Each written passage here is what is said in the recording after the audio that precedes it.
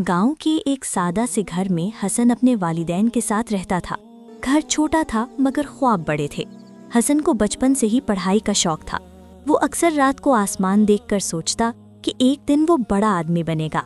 वो अपनी माँ से कहता, अम्मी अबू, मैं पढ़ लिख कर आपको आराम की जिंदगी दूंगा। बहुत अच्छा बेटा। हाँ बेटा, तुम हमारा फख्र हो।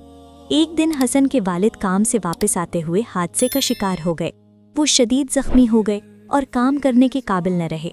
घर की आमदनी बंद हो गई, घर में परेशानी छा गई और हसन ने पहली बार जिम्मेदारी का बोझ महसूस किया।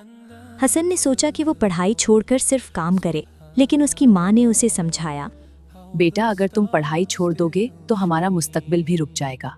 हसन ने फैसला किया कि वो काम भी करेगा और पढ़ाई भी नहीं छोड़ेगा। वो स्कूल के बाद दुकान पर काम करता, शाम को थका हुआ घर आता लेकिन फौरन किताबें खोल लेता। बिजली ना होने पर वो मोमबत्ती की रोशनी में पढ़ता। कई बार नींद से आंखें बंद हो जाती मगर वो खुद को जगा लेता। कुछ लोग कहते, इतनी मेहनत का क्या फायदा, ये तुमसे नहीं हो पाएगा, हाँ छोड़ दो ये सब। लेकिन हसन इन बातों को दिल पर नहीं लेता।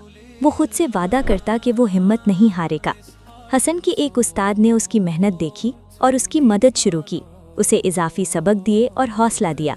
उस्ताद ने कहा, बेटा मेहनत कभी जाया नहीं जाती, तुम जरूर कामयाब होगे। ये अल्फाज हसन के दिल में उम्मीद की नई रोशनी बन गए। इम्तिहान के दिन हसन घबराया हुआ था, लेकिन उसने दिल में दुआ की और पूरे एतमाद से पेपर दिया। नतीजा आया तो वो पूरे स्कूल में सबसे अच्छे नंबरों में था और उसे स्कॉलरशिप भी मिल गई। अल्हम्दुलिल्लाह, मेरी मेहनत रंग ले आई।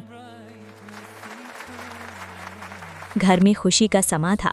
उसके वालिदैन की आंखों में आंसू थे मगर ये खुशी के आंसू थे। कई साल बाद हसन एक कामयाब इंजीनियर बन गया। उसे अच्छी नौकरी मिल गई। उसने सबसे पहले अपने वालिदैन के लिए बेहतर घर खरीदा। अम्मी अबू, ये घर मैंने आपके लिए खरीदा है। बेटा ये बहुत अच्छा है। हाँ वाकई बहुत अच्छा। जब उसके वालिदैन नए घर में दाखिल हुए तो वो बहुत खुश थे। माँ ने कहा, बेटा आपने हमारा ख्वाब पूरा कर दिया। हसन ने सिर्फ अपनी कामयाबी पर खुशी नहीं मनाई। उसने अपने गांव में मुफ्त पढ़ाई सेंटर खोला ताकि गरीब बच्चे भी तालीम हासिल कर सकें। बच्चों, हर कामयाबी के पीछे मेहनत होती है। हमेशा मेहनत करते रहना चाहिए, लोग कुछ भी कहें। ये थी इस नन्हे बच्चे की कहानी जो आज आपके सामने एक कामयाब इंसान के तौर पर खड़ा है। अगर आपको ये कहानी पसंद आई हो तो इस चैनल को सब्सक्राइब करें। अगर नहीं किया तो मैं नाराज हो जाऊंगा।